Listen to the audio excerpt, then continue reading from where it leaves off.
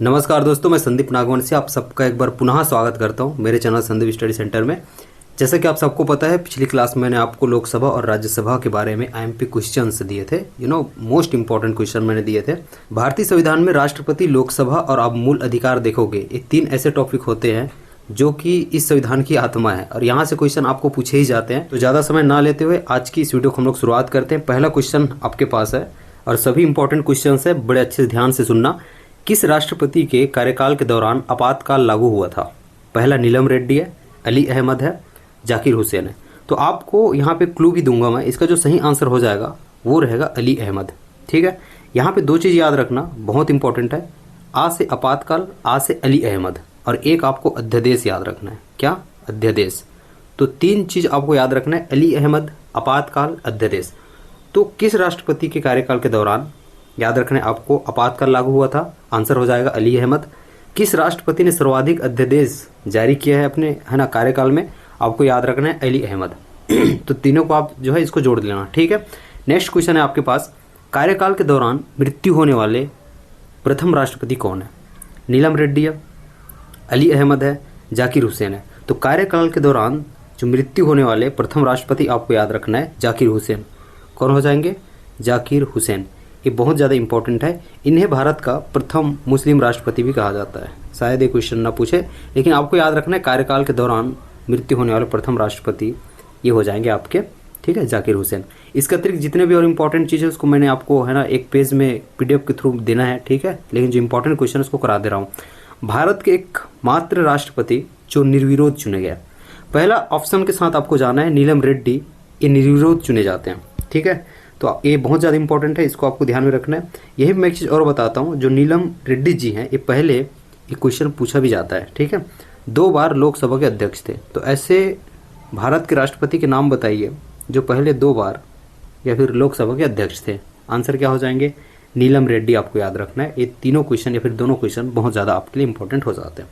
ठीक, next question की ओर मैं चलता हूँ। आज का अगला क्वेश्चन है, राष्ट्रपति चुनाव में दिल्ली एवं पौंडीचेरी का पार्टिसिपेशन किस संविधान संशोधन के द्वारा शुरू हुआ था?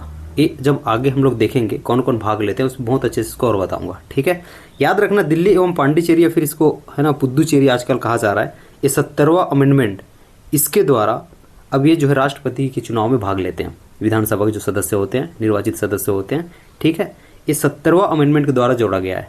और पहले राष्ट्रपति जिनमें इन्होंने भाग लिया था, ठीक है, तो शंकर लाल शर्मा जी, इनके बारे में आपको याद रखना है।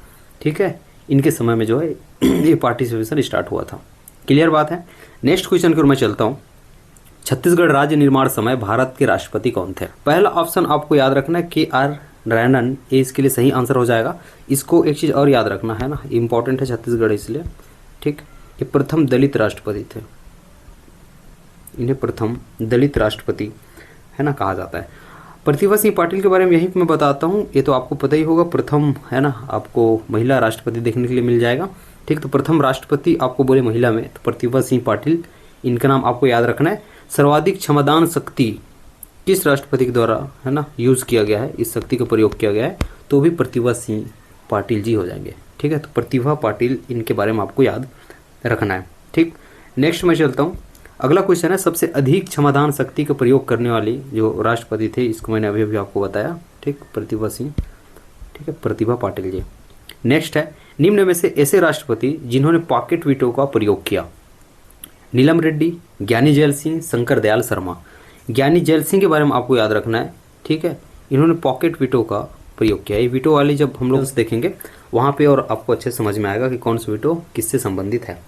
ठीक है, नेक्स्ट क्वेश्चन की ओर मैं चलता हूँ। आज का अगला क्वेश्चन है, राष्ट्रपति का पद। अब एक कुछ आपको आर्टिकल्स देखने हैं, लेकिन फिर भी मैं यहाँ पे ऐड कर देता हूँ जो अभी हमने क्वेश्चंस किए, कौन से राष्ट्रपति प्रथम कौन से कार्य के लिए है, ये सब चीज़।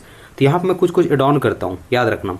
आपको पूछे 2 कार्यकाल के लिए नियुक्त होने वाले राजेंद्र प्रसाद, जिन्होंने 2 बार अब तक नियुक्त हुए हैं, बाकी और कोई नहीं हुआ है, याद रखना है। ठीक है, और प्रथम राष्ट्रपति भी हैं, ये भी इंपॉर्टेंट है। इसके बाद राधा कृष्णन के बारे में आपको याद रखना है, शिक्षा से संबंधित थे और राधा कृष्णन के बारे में आपको पता है। ठीक है, शिक्षक दिवस मनाया जाता है। फिर जाकिर हुसैन के बारे में मैंने आपको बताया, भारत के पहले मुस्लिम राष्ट्रपति के तौर पर उन्हें हम लोग देखते हैं। फिर कार्यकाल के दौरान मृत्यु होने वाला राष्ट्रपति मैंने आपको कहा था, जो कि कौन हो जाएंगे? जाकिर हुसैन। लेकिन आपको गिरी के बारे में याद रखना है, गिरीश जी के बारे में, ठीक है। गिरीश जी के बारे में आपको याद रखना, एकमात्र राष्ट्रपति उनका देख लेना है ना, अब मैं शॉर्ट में बता रहा हूँ, एकमात्र राष्ट्रपति जो कम अंतराल से जीते हैं, कम अंतराल से जीते हैं, और इस सेकंड राउंड काउंटिंग में जीते थे। आपको पद्धति याद होगा तो ठीक है, क्योंकि वहाँ इसको जो है यहाँ पे नहीं बता सकता हूँ, वो नहीं पूछा जाता, लेकिन आपको पता होना चाहिए कि उसकी पद्धति किस प्रकार से होती है। बस उसके नाम को पूछा जाता है, समान अनुपातिक प्रतिनिधित्व प्रणाली, ठीक है। उसके एकल संक्रमणीय या फिर हस्तांतरणीय मतदान पद्धति से होती है, ये आपको पूछा जाता है। बट आपको पद्धति याद होना चाहिए। तो सेकंड राउंड काउंटिंग में जीतने वाले आपको पूछे तो गिरीश जी का नाम आपको याद रखना है, और आपको पूछे सबसे कम अंतराल में कौन जीते हैं, ठीक है, तो उनका नाम भी आपको याद रखना है, गिरीश जी हैं। राष्ट्रपति का पद आपको बोले, ठीक है, तो पहला चीज़ आपको याद रखना ये 52 में है। यहाँ पे 2-3 चीज़ बताता हूँ, सही जोड़ी में पूछा जा सकता है। उनके पद के बारे में हमें उल्लेख आर्टिकल नंबर 52 में देखने को मिलता है। 53 में आपको याद रखना है, राज्य की समस्त कार्यपालिकी शक्ति राष्ट्रपति में निहित होती है, ठीक है, जिसका उपयोग वो स्वयं करे या फिर अपनी अधीनस्थों के माध्यम से कर सकते हैं। उसके बाद 54 और 55 बहुत इंपॉर्टेंट हो जाता है। 54 में उनके नाम लिखे हुए हैं, इनके निर्वाचन में भाग लेते हैं, उसे कहा जाता है निर्वाचक मंडल या फिर निर्वाचक गण, ये 54 में हो जाएगा। 55 में इनकी निर्वाचन की पद्धति है, जो आप पढ़ते हो ना कि किस प्रकार से इनकी निर्वाचन होती है, कौन से राउंड होता है ना, फिर किसका वोट ऊपर चला जाता है, ये सब चीज़ जो है वो 55 में है, निर्वाचन पद्धति। आई होप कि आपको ये चारों आर्टिकल है ना समझ में आ गए होंगे। सही सुमिलित नहीं है, अब फिर कुछ कुछ आर्टिकल्स आपको देखनी है, हालांकि इसमें पहले वाला चीज़ मैंने रखा है। ये मैंने आपको कहा था निर्वाचक मंडल 54, निर्वाचन की प्रक्रिया 55, इसके बारे में भी मैंने आपको बात की, ठीक। महाभियोग आपको याद रखना है, मोस्ट इंपॉर्टेंट है, जो कि एक अर्धन्यायिक प्रक्रिया होती है, संकल्प के तौर पर लाया जाता है, राष्ट्रपति को उसके पद से हटाने के लिए प्रक्रिया चलाई जाती है यदि संविधान को उल्लंघन कर रहे हो, ऐसा कुछ हो, ठीक है। तो 1/4 सदस्य जो है इसमें जो है हस्ताक्षर करते हैं और फिर उसकी प्रक्रिया चलाई जाती है। 60 राष्ट्रपति की पुनर्नियुक्ति मैंने लिखा है, ये इसके गलत सुमेलित है, और क्वेश्चन में आपको पूछा गया कि सही सुमेलित नहीं है, तो इसका सही आंसर फर्स्ट हो जाएगा, ठीक है, जो आप देख रहे हो। लेकिन आपको याद रखना 60 में क्या है, 60 में राष्ट्रपति के शपथ है। नेक्स्ट हम लोग चलते हैं अगले क्वेश्चन की ओर। निम्न में से कौन राष्ट्रपति के निर्वाचन में भाग नहीं लेते। अब यहाँ से एकदम अच्छे से अवेयर होकर सुनना, क्योंकि फैक्ट वाली चीज़ अब है ना चली गई है, ये भी फैक्ट्स है, लेकिन यहाँ पे आपको कुछ समझने भी हैं। निम्न में से कौन राष्ट्रपति के निर्वाचन में भाग नहीं लेते। पहला, लोकसभा राज्यसभा के निर्वाचित सदस्य, ये बिल्कुल भाग लेते हैं। विधानसभा के निर्वाचित सदस्य, ये भी भाग लेते हैं।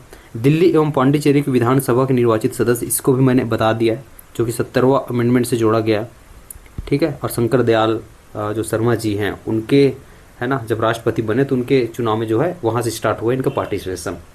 क्लियर बात है।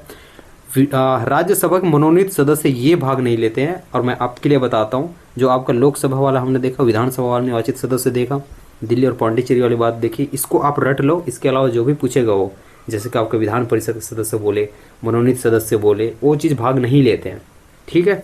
तो इसको आपको पकड़ के रखना है, की पॉइंट्स आपके लिए, ठीक है। आपको पता होना चाहिए ना कि इसके संबंधित अनुच्छेद कौन कौन से हैं। एक मैंने 54 कहा है, जो कि इन्हीं के बारे में बात करते हैं, कौन कौन से उसके निर्वाचक गण में शामिल हैं, कौन कौन से भाग लेंगे, चुनाव देंगे। और एक मैंने 55 कहा है, 55, जो इसकी पद्धति किस प्रकार से होगी, किस प्रकार से वोट देंगे, ठीक है, इसके बारे में। नेक्स्ट में चलो, असत्य कथन की पहचान करें। मैं एक चीज़ आपको और बताता हूँ, ये जो हम लोग क्वेश्चंस कर रहे हैं ना, ऑलरेडी इसके बारे में और बहुत सारे क्वेश्चंस संसद से रिलेटेड जो मैंने आपके लिए वीडियो लाया था, लोकसभा और राज्यसभा, उसमें किया है, क्योंकि दोनों है वही रिलेटेड है, क्योंकि जो राष्ट्रपति जो काम करते हैं वो संसद से बहुत ज़्यादा रिलेटेड है, ठीक है। जैसे 85 आर्टिकल हो गया, 86 हो गया, 87 हो गया, 108 हो गया, 1110 हो गया, इस सब के बारे में मैंने बात कर लिया, तो उस वीडियो को जाके देखना। मैं दावे से कहता हूँ वो वीडियो जिसने भी देखी होगी लास्ट तक, क्योंकि जो लाइक किया है वहाँ पे वो लास्ट तक ही देखें, क्योंकि लास्ट में मैंने कहा था 100 लाइक करेंगे तो ये वीडियो लाऊंगा, ठीक है। तो ऑलरेडी वहाँ पे लाइक्स तो आ चुके हैं, तो उन्होंने लास्ट तक है, वो ऑलरेडी दूसरों से आगे निकल चुके हैं, क्योंकि बहुत इंपॉर्टेंट फैक्ट वहाँ पे मैंने दिया है, बहुत अच्छे से आपको समझाया। सिर्फ 29 मिनट में आपको पूरी लोकसभा और राज्यसभा के बारे में जानकारी दी है और इंपॉर्टेंट क्वेश्चंस दिया, तो जाके उसको देख लेना। और राष्ट्रपति इसके बारे में भी लास्ट तक आप देखें, तो दोनों मिला के आपके लिए दोनों ट्रेंडिंग टॉपिक तैयार हो जाएंगे। असत्य कथन की पहचान करें। राष्ट्रपति का कार्यकाल 5 वर्ष का होता है, ये बिल्कुल सही है। वह पद पर तब तक बना रहेगा जब तक उनका उत्तराधिकार ना आ जाए, इसको अच्छे से देखना, ठीक है।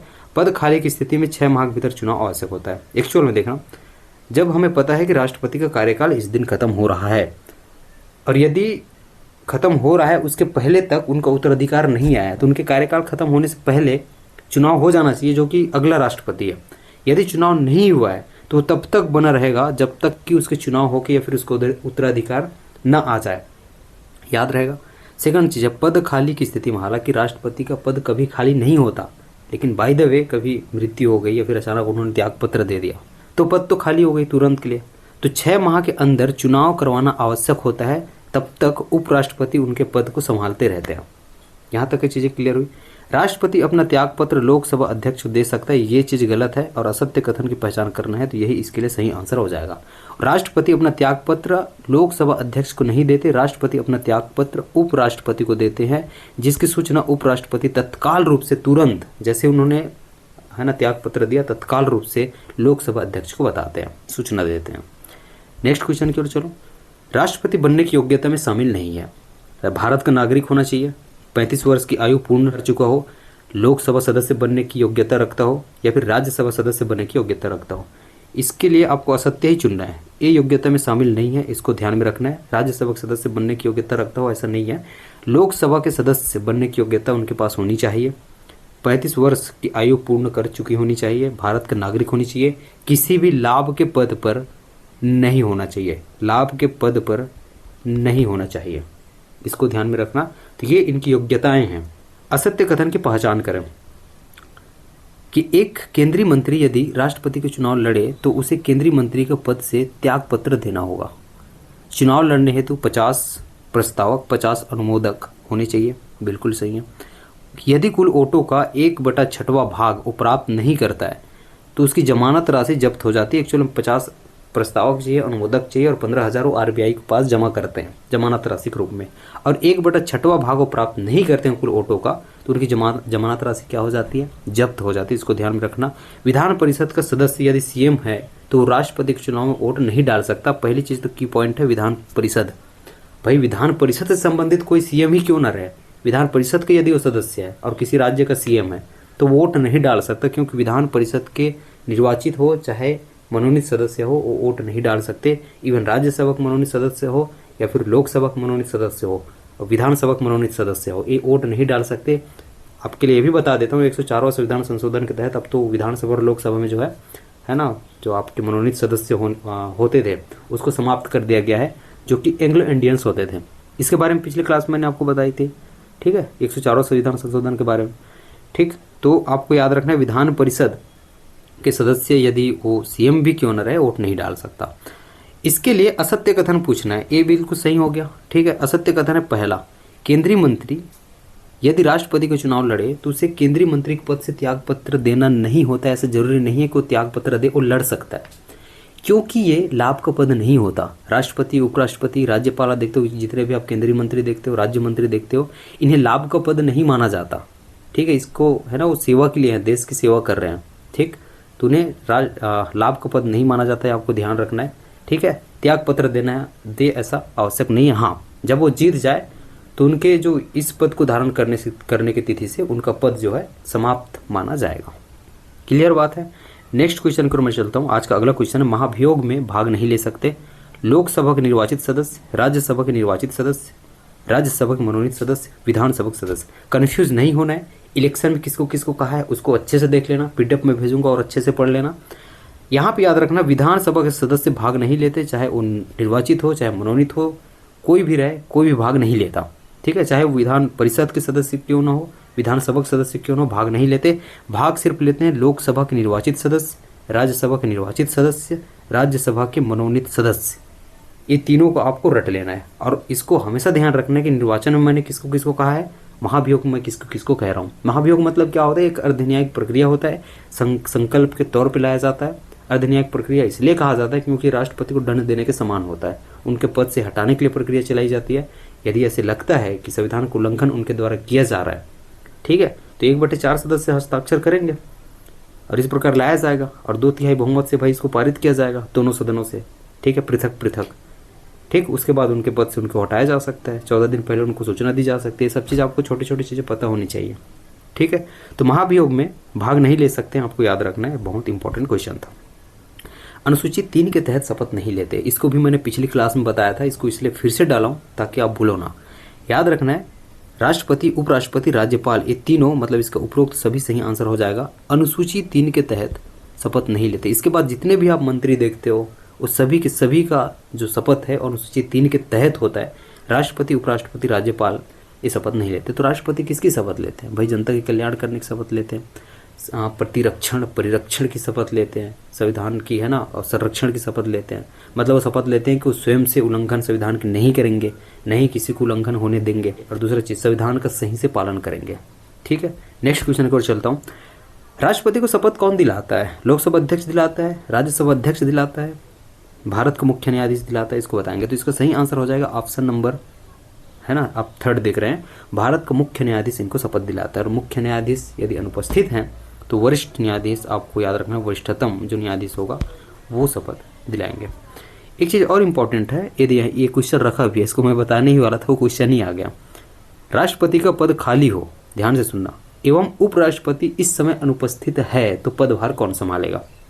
ठीक है, तो आपको याद रखना है इस समय पदभार भारत का मुख्य न्यायाधीश संभालते हैं, और ये भी अनुपस्थित रहे। हालांकि इतनी चीज़ें तो हो नहीं सकती कि सभी अनुपस्थित रहें, तब वरिष्ठतम न्यायाधीश की ओर जाए, है ना। महाभियोग किसी भी सदन में प्रस्तुत की जा सकती है। महाभियोग क्या होता है मैंने बताया था शॉर्ट में। ठीक है, वो किसी भी सदन में प्रस्तुत की जा सकती है, लोकसभा हो चाहे राज्यसभा हो। सदनों में इसे 2/3 बहुमत से पारित होना आवश्यक है। तो इसके लिए दोनों सही कथन हो जाएगा, आपको याद रखना है, दोनों कथन सही हो जाएंगे। ठीक है, निम्न में से कौन सा अधिकार राष्ट्रपति के पास नहीं होता? इसको भी ध्यान से पढ़ना, पिछली क्लास में भी इसको मैंने क्वेश्चन रखा था। ठीक, संसद सत्र आहूत करना, सत्रवसान करना, या फिर सत्रवसन करना, सत्र स्थगन करना, इनमें से कोई नहीं। सत्र को आहूत करना मतलब सत्र बुलाना, सत्र समाप्त करना मतलब सत्र को, है ना, सत्रवासन करना। लेकिन सत्र स्थगन नहीं किया जाता है, उनके पास ये अधिकार नहीं होता। स्थगन मतलब 2 प्रकार की स्थगन भी 2 प्रकार की होती है। मैं यहाँ पे ज़्यादा टाइम नहीं लेता हूँ, है ना, MCQ सेशन है, जब मैं पढ़ाऊँगा तो बहुत अच्छे से पढ़ेंगे। फिलहाल आपके एग्जाम ही है और सिर्फ 10-15 दिन है, तो इसको जल्दी से आप करें। निम्न में से कौन सी शक्ति राष्ट्रपति की स्वाविवेक की शक्ति नहीं है? इसको अच्छे से देख लेना, बहुत इंपॉर्टेंट है। संसद को संदेश भेजना, प्रत्येक वर्ष के प्रथम सत्र में राष्ट्रपति का विशेष अभिभाषण, प्रत्येक वर्ष के प्रथम सत्र में राष्ट्रपति का विशेष अभिभाषण होता है। प्रत्येक आम चुनाव के बाद जो प्रथम सत्र होता है उसमें राष्ट्रपति का विशेष अभिभाषण आता है। ठीक है, ये विशेष अभिभाषण आपको याद रखना है 87 के तहत होता है, आर्टिकल नंबर 87। लोकसभा एवं राज्यसभा के संयुक्त अधिवेशन बुलाया जाता है, ये राष्ट्रपति के द्वारा 108 के तहत बुलाया जाता है, अनुच्छेद 108 के तहत। क्यों होता है भाई? जब दोनों के बीच में मतभेद हो, लोकसभा राज्यसभा के बीच में, सब बिल एक जगह रुक गया है, ठीक, तो संयुक्त अधिवेशन बुलाया जाता है, याद रखना है। लेकिन ये संयुक्त अधिवेशन भी मंत्रिपरिषद की सलाह पे बुलाया जाता है, तो ये भी इनकी सहयोगी शक्ति नहीं हुई। ये भी इनका जो अभिभाषण है ये भी इनके, है ना, सहयोगी शक्ति नहीं होता है, ये भी मंत्रिपरिषद तैयार करती है, तो ये भी इनकी सहयोगी शक्ति नहीं हुआ। लेकिन संसद को वो संदेश भेजते हैं 86 के तहत। किसके तहत भेजते हैं? 86 के तहत। ठीक है, ये इनकी सहयोगी शक्ति होती है, वो अपनी सहयोगी शक्ति का प्रयोग करते हुए संसद को, है ना, वो संदेश भेज सकते हैं। निम्न में से किस वर्ष में संयुक्त अधिवेशन नहीं बुलाया गया? अब तक 3 बार संयुक्त अधिवेशन हुआ है, आपको याद रखना है। 1961 में हुआ है, आपके 1978 में हुआ है, 2002 में हुआ है, तो 2006 में नहीं हुआ है। ठीक है, ये तीनों को आपको याद रखना है, संयुक्त अधिवेशन अब तक हुए हैं। नेक्स्ट क्वेश्चन को चलता हूँ। निम्न में से किस विधेयक पर संयुक्त अधिवेशन नहीं हो सकती? अब बहुत इंपॉर्टेंट है, कंफ्यूज नहीं होना, आगे और ऐसी चीजें आएंगी वहां पे कंफ्यूज हो सकती है, इसलिए इसको बहुत अच्छे से ध्यान रखना। निम्न में से किस विधेयक पर संयुक्त अधिवेशन नहीं हो सकती? ठीक, वित्त विधेयक पर हो सकती है, सामान्य विधेयक पर हो सकती है, धन विधेयक आपको याद रखना है, इसमें ठीक है संयुक्त अधिवेशन का प्रावधान नहीं, और साथ में, है ना, संविधान संशोधन विधेयक भी आपको याद रखना है। और विधेयक से संबंधित भी इंपॉर्टेंट क्वेश्चन बनते हैं, जिसको मैंने लोकसभा में कवर किया है। ठीक है, वहाँ पर मैंने बताया ना, साधारण विधेयक किस प्रकार से होता है आपके, है ना, धन विधेयक किस प्रकार से होता है, वित्त विधेयक किस प्रकार से होता है, किसमें संयुक्त बैठक होता है नहीं होता है। ठीक है, तो लोकसभा वाला टॉपिक का हिस्सा था, फिर भी मैंने कुछ क्वेश्चन रखा है। जैसे कि देखेंगे संविधान संशोधन विधेयक पर क्या संयुक्त अधिवेशन का प्रावधान है, क्या संयुक्त अधिवेशन का प्रावधान नहीं है, विशेष परिस्थिति में संयुक्त अधिवेशन बुलाया जा सकता है। इसका मतलब यह है कि क्या संयुक्त अधिवेशन हो सकता है, नहीं हो सकता है, विशेष परिस्थिति निर्मित हो जाए तो हो जाएगा, ऐसा है। तो आपको याद रखना, अभी भी मैंने आपको बताया था संविधान संशोधन विधेयक पर संयुक्त अधिवेशन का प्रावधान नहीं है, संविधान संशोधन विधेयक पर संयुक्त अधिवेशन नहीं होती है। ठीक है, नेक्स्ट चलो, किस अनुच्छेद के तहत राष्ट्रपति संसद को संदेश भेज सकता है? अभी भी मैंने आपको बताया, फिर भी रिवाइज कराता हूँ। 85 हमने सत्रवसान सत्राहूत की बात की थी, 86 हमने संदेश भेजने की बात की थी, तो इसका ये सही आंसर ऑप्शन नंबर 2 हो जाएगा। 87 मैंने अभिभाषण की बात की थी। राष्ट्रपति को विशेष अभिभाषण आता है, आम चुनाव के प्रथम सत्र में आता है, प्रत्येक वर्ष के प्रथम सत्र में आता है। ठीक है। 108 के तहत मैंने संयुक्त अधिवेशन की बात की है। यदि दो संसदों में मतभेद है, कोई बिल किसी के पास रुक गया है, तो जो है ना मंत्री परिषद की सलाह पे जो है संयुक्त अधिवेशन बुलाया जाएगा। राष्ट्रपति बुलाते हैं, इसकी अध्यक्षता लोकसभा अध्यक्ष द्वारा किया जाता है। ये तीनों इंपॉर्टेंट क्वेश्चन हो सकते हैं। ठीक है। यहाँ पे सभी आर्टिकल्स आपको और अच्छे से याद रखना है, इसको मैंने पहले बताया था इसलिए थोड़ा स्पीड में बताया। ठीक बात है। नेक्स्ट मैं चलता हूँ। किस संविधान संशोधन के द्वारा संविधान में यहाँ जोड़ा गया है, यहाँ पे किसी चीज़ और बताऊंगा कि राष्ट्रपति किसी विधेयक की संसद को एक बार पुनः विचार हेतु भेज सकती है। ठीक। क्विकली तरीके से एक चीज़ देख लेना, राष्ट्रपति के पास जब विधेयक आती है तो 3 प्रकार से उनके पास शक्ति होती है, 3 प्रकार से वो काम कर सकते हैं। एक, विधेयक पर अनुमति दे दें तो क्या बन जाएगा, कानून बन जाएगा। विधेयक को अपने पास रोक सकते हैं वो। ठीक है। एक, विधेयक को एक बार पुनर्विचार के लिए फिर से संसद को लौटा सकते हैं कि भाई एक बार और देख लो कि आपने किस प्रकार से मेरे पास भेजा है, तब मैं जाके साइन करूंगा। सही बात है। इसको जोड़ा गया है, जो पुनर्विचार करने वाली चीज़ है, इसको 44वां संविधान संशोधन से जोड़ा गया। लेकिन एक चीज़ याद रखना, जब ये पुनर्विचार के लिए भेजे, संसद को भेजे, और संसद बोले कि नहीं भाई हमने कोई गलती नहीं किया है, फिर कोई गलती किया है या फिर कुछ भी रहे, वो संशोधन करके भेजे, चाहे कुछ भी करके दोबारा फिर से राष्ट्रपति को भेजे, नहीं भाई आप साइन कर ही दो, तो अब राष्ट्रपति को बाध्य होना पड़ता है, उनको साइन करना ही पड़ता है। इसको भी आपको ध्यान में रखना है। नेक्स्ट चलते हैं। आत्यांतिक वीटो या फिर इसको निरपेक्ष वीटो कहा जाता है। इसमें अब उसके वीटो शक्ति को हम लोग समझेंगे। बस 2-4 सेकंड में आपको समझ में आ जाएगा। किसी विधेयक को राष्ट्रपति द्वारा समाप्त कर देना, किसी विधेयक को एक बार संसद को पुनर्विचार हेतु भेजना, किसी विधेयक पर ना तो अनुमति देना ना ही पुनर्विचार हेतु भेजना। इसको अच्छे से देखना। पहली चीज़ है, किसी विधेयक को राष्ट्रपति के द्वारा समाप्त कर देना, इसको आत्यांतिक वीटो कहा जाता है। ठीक। किसी विधेयक को एक बार संसद को पुनर्विचार हेतु भेजना, इसको निलंबनकारी वीटो कहा जाता है। एक क्वेश्चन आ सकता है, मैं एक ही क्वेश्चन में सबको समाहित कर दिया हूँ। किसी विधेयक पर ना तो अनुमति देना और ना ही पुनर्विचार हेतु भेजना, मतलब इसको बोला जाता है अपने पॉकेट में रख लेना। और संविधान में कहीं भी उल्लेख नहीं है कि वो कब तक अपने पॉकेट में रख सकते हैं, मतलब अपने पास रख सकते हैं। इसको बोलते हैं पॉकेट वीटो, इसी को जेबी वीटो कहा जाता है। ठीक है। तो ये तीनों वीटो यहाँ पे आपके कवर हो जाते हैं। इसको मैंने एकदम शॉर्ट में बताने की कोशिश किया। असत्य कथन की पहचान करें। राष्ट्रपति आर वेंकट रमन 1991 में निरपेक्ष वीटो को प्रयोग किया था। ठीक है। तो निरपेक्ष वीटो क्या होता है मैंने आपको बताया था। अब तक प्रेसिडेंट ज्ञानी जैल सिंह, इन्होंने पॉकेट वीटो का प्रयोग किया है, पॉकेट वीटो का प्रयोग किया है। ठीक है। इसके बारे में मैंने क्वेश्चन शुरू में रखा भी था। यदि प्रेसिडेंट किसी विधेयक पर अनुमति देता है तो वह कानून बन जाता है। इसको भी मैंने अभी आपको समझाया। राष्ट्रपति की अध्यादेश जारी करने की शक्ति किस अनुच्छेद में वर्णित है। अध्यादेश याद रख लेना, 123 हो जाएगा, इसका सही आंसर हो जाएगा। अध्यादेश क्या होता है आगे आपको पता चलते जाएगा। राष्ट्रपति द्वारा अध्यादेश जारी करने के संदर्भ में सत्य कथन की पहचान करें। यह राष्ट्रपति की स्वयं की शक्ति नहीं है। यह राष्ट्रपति द्वारा संघ सूची, समवर्ती सूची विषयों पर अध्यादेश जारी किया जाता है। राज्य सूची के विषय पर भी अध्यादेश जारी करना परिस्थिति जन्य होता है। एक्चुअल में अध्यादेश कब जारी किया जाता है, जब आपको पता हो कोई संसद का जो सदन है वो सत्र में नहीं चल रहा है, तो अध्यादेश आपको याद रखना है राष्ट्रपति के द्वारा जारी किया जाता है, कानून के समान होती है, आपको पता होनी चाहिए। ठीक। ये राष्ट्रपति की स्वयं की शक्ति नहीं है, ये बिल्कुल सही है। ठीक। स्वयं की शक्ति नहीं होती है। दूसरा है, राष्ट्रपति द्वारा संघ सूची, समवर्ती सूची विषयों पर अध्यादेश जारी किया जा सकता है, ये भी बिल्कुल सही है।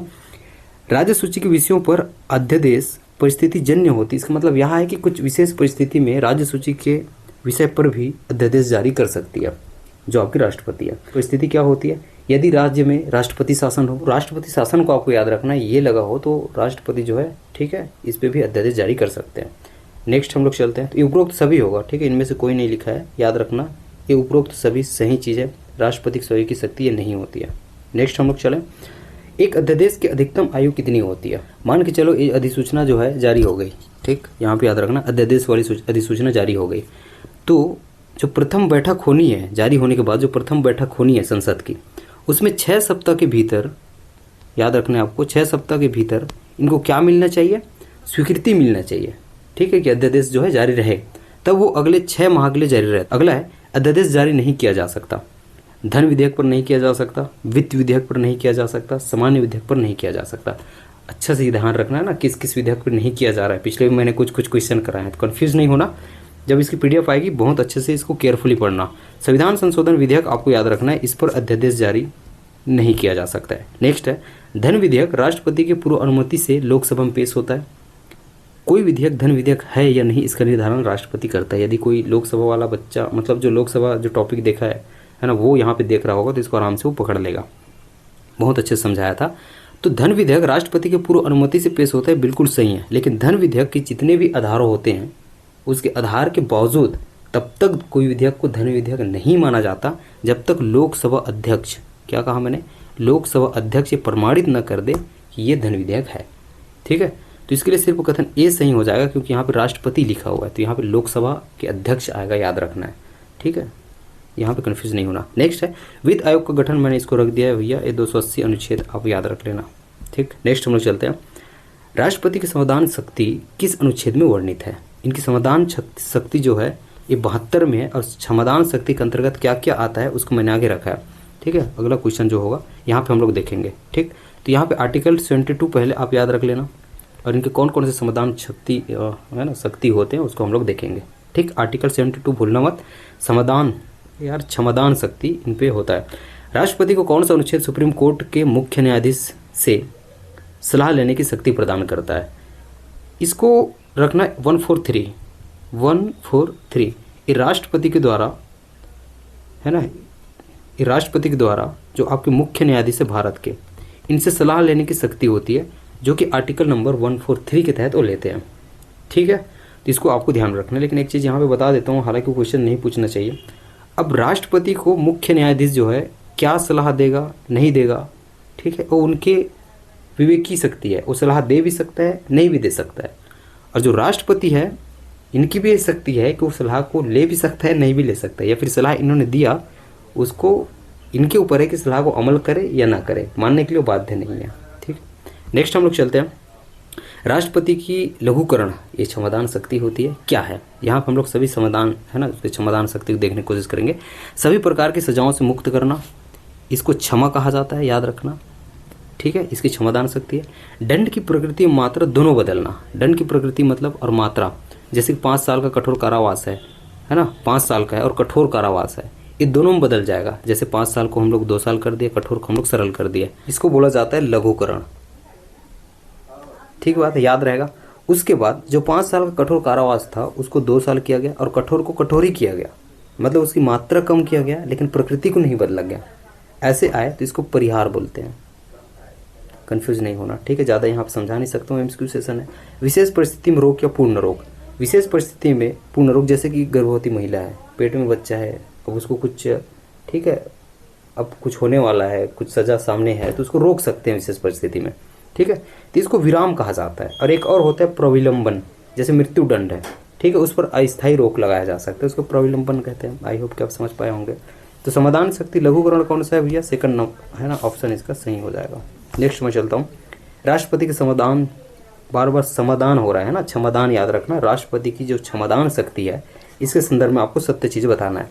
राष्ट्रपति की स्वायत्त की शक्ति होती है, राष्ट्रपति की स्वायत्त की शक्ति नहीं है। राष्ट्रपति की जो या फिर ये 124 के अंतर्गत आता है, इसको आपको याद रखना है, राष्ट्रपति की स्वायत्त की शक्ति नहीं होती है। ठीक है, नेक्स्ट हम लोग चलते हैं। निम्न में से कौन सा विधेयक को संसद में प्रस्तुत करने से पहले राष्ट्रपति से पूर्व अनुमति है ना, राष्ट्रपति से अनुमति लेनी पड़ती है? तो याद रखना है, नए राज्य के निर्माण, ये 3 की पॉइंट है। नए राज्य के निर्माण, राज्यों का नाम आपको बदलना है, सीमा क्षेत्र में परिवर्तन करना, धन विधेयक है, उपरोक्त सभी सही आंसर हो जाएगा। ये तीनों आपको अच्छे से याद होना चाहिए। ये वाले विधेयक यदि आप पेश करते हो तो सबसे पहले आपको राष्ट्रपति से अनुमति लेनी पड़ेगी। इसके अलावा और है, लेकिन इंपॉर्टेंट चीज़ को मैंने रख दिया है। ठीक, नेक्स्ट क्वेश्चन की ओर चलता हूँ। निम्न में से कौन सी शक्ति राष्ट्रपति की विवेक की शक्ति नहीं होती है? निलंबनकारी वीटो का प्रयोग, पॉकेट वीटो का प्रयोग, संसद को संदेश भेजना, संयुक्त अधिवेशन की अधिसूचना जारी करना। निलंबनकारी वीटो का प्रयोग करना सहयोग की शक्ति होती है। ये तीनों सहयोग की शक्ति हैं, आपको याद रखना है। संयुक्त अधिवेशन की सूचना जारी करना, ये इनकी सहयोग की शक्ति नहीं होती है। तो क्वेश्चन है, निम्न में से कौन सी शक्ति राष्ट्रपति की सहयोग की या फिर विवेक की शक्ति नहीं है? ठीक है, नेक्स्ट, निम्न में से कौन सी शक्ति राष्ट्रपति की विवेक की शक्ति नहीं है? ये फिर से वही क्वेश्चन आ गया है। इसके अलावा जितना आपने यहाँ पे देखा है, आप देखिए संयुक्त अधिवेशन की अधिसूचना करना, ये इनकी विवेक की शक्ति नहीं है, उनके है ना खुद से वो नहीं कर पाते हैं। ठीक है, उसी में ऐड कर लेना सभी नियुक्तियाँ, जितनी भी नियुक्ति करते हैं, बहुत सारी नियुक्तियाँ की जाती है उनके द्वारा, लगभग है ना सभी नियुक्तियाँ तो उन्हीं के द्वारा की जाती है। क्षमदान शक्ति है, लोकसभा को भंग करना है, ये भी उनकी विवेक की शक्ति नहीं है, मंत्रिपरिषद की सलाह से ये करते हैं। ठीक है भाई, इतनी शक्ति थोड़ी देंगे कि लोकसभा कभी वो भंग कर दे, क्योंकि बहुमत ना रहेगा तब वो कर सकते हैं। ठीक है, तो याद रखना है ये लोकसभा भंग करना भी, ठीक है, उनकी स्वयं की शक्ति नहीं होती है। नेक्स्ट हम लोग चलते हैं, सही सम्मिलित नहीं है। अब ये पूछा जाता है राष्ट्रीय आपातकाल किस अनुच्छेद में है, राष्ट्रपति शासन किस अनुच्छेद में है, वित्तीय आपातकाल किस अनुच्छेद में है। ठीक है, पहली चीज़ याद रखना, ये सही सम्मिलित नहीं है ना, ये क्वेश्चन भी ध्यान रखना। मैंने 72 के बारे में बताया। 352 आपको याद रखना है राष्ट्रीय आपातकाल है, 356 राष्ट्रपति शासन होती है, 360 में वित्तीय आपातकाल होता है। तो इसका सही आंसर यही हो जाएगा, क्योंकि सही सम्मिलित नहीं है, 361 लिखा है। तो वित्तीय आपात के लिए 360 आपको याद रखना है। तो ये तीनों चीज़ों को मैंने, या फिर चारों चीज़ों को मैंने फिर एक क्वेश्चन के अंतर्गत आपको दे दिया।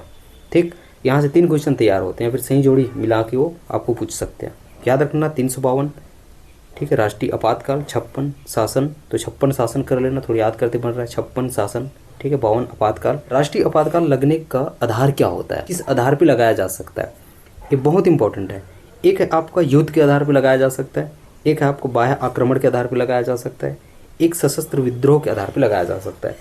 याद रखना पहले यहाँ पे सशस्त्र विद्रोह की जगह पे पहले जो था वो था आंतरिक अशांति, पहले आंतरिक अशांति के आधार पर लगाया जाता था। ठीक है, आंतरिक अशांति, इसको लिख लेना। इसके जगह पे अभी सशस्त्र विद्रोह को जोड़ा गया है, और जो केंद्रीय निर्देश का पालन राज्यों द्वारा नहीं करना, इसका सही आंसर हो जाएगा, है ना, शामिल नहीं है, आया है। ठीक, ये तीनों शामिल है, ये शामिल चौथा वाला नहीं है। इसको आपको राष्ट्रपति शासन याद रखना है। राष्ट्रपति शासन तब लगता है जब ये हमें, है ना, एहसास होता है कि भाई इस राज्य में संवैधानिक तंत्र विफल सा हो चुका है, मतलब संविधान का सही से पालन नहीं हो पा रहा है, केंद्र जो निर्देश दे रहा है उसको, है ना, वो पालन सही से नहीं कर पा रहे हैं, तो राष्ट्रपति शासन लगाते हैं। ठीक, लेकिन राष्ट्रीय आपातकाल आपको याद रखना है, युद्ध है, बाह्य आक्रमण है, सशस्त्र विद्रोह के अंतर्गत आता है। राष्ट्रीय आपातकाल को संसद से एक बार स्वीकृति मिलने पर कितने दिनों तक जारी रह सकता है। ठीक, इसके लिए भी 6 माह है, आपको याद रखना है। राष्ट्रीय आपातकाल यदि लगा हो तो निम्न में से कौन सा कथन असत्य है। यदि राष्ट्रीय आपातकाल लगा है, याद रखना, तो राज्यों की विधानसभा ये भंग नहीं होती है, ये बिल्कुल सही है, भंग नहीं कर सकते। संसद राज्य सूची पर कानून बना सकती है। ठीक है, पहले मैंने आपको बताया। ठीक, संसद राज्य सूची पर अब कानून बना सकती है। राष्ट्रीय आपातकाल जो लगा हुआ है उसका आधार युद्ध और बाह्य आक्रमण है, याद रखना है। तो 19 के द्वारा जो आपको, है ना, स्वतंत्रताएं दी जाती हैं, भाई आप घूम सकते हो, आप फिर सकते हो, घूम फिर सकते हो, आप भाई सम्मेलन कर सकते हो, पढ़े हो ना, शस्त्र रहित सम्मेलन करने का, ये सब चीज़ आप नहीं कर सकते, तो स्वतः निलंबित हो जाते हैं। ठीक, लोकसभा और विधानसभा कार्यकाल 1 साल कम किया जा सकता है, ये इसका गलत है। सभा एवं राज्यसभा, इसका कार्यकाल 1 साल के लिए बढ़ाया जा सकता है। ठीक है, इसको 1 साल के लिए बढ़ाया जा सकता है। तो याद रखना राष्ट्रीय आपातकाल के लिए जो प्रभाव है वो कौन कौन से हो सकते हैं। संविधान का कौन सा अनुच्छेद राष्ट्रीय आपातकाल के दौरान कभी भी निलंबित नहीं होते। सिर्फ राष्ट्रीय आपातकाल क्या, किसी भी परिस्थिति में 20 और 21, ठीक है, ये निलंबित नहीं होते हैं। जब हम लोग मौलिक अधिकार पढ़ेंगे, ठीक, फंडामेंटल जो राइट्स होती है इसके बारे में बात करेंगे, ठीक है, एक वीडियो आपके लिए आएगी, तो वहाँ पे इसको अच्छे से देखेंगे। फिलहाल बताता हूँ 21 में आप देखते हो ना कि प्राण एवं देह की स्वतंत्रता, तो याद रखना ये फंडामेंटल राइट के अंतर्गत आता है। 20 और 21 से कभी भी निलंबित नहीं होते हैं।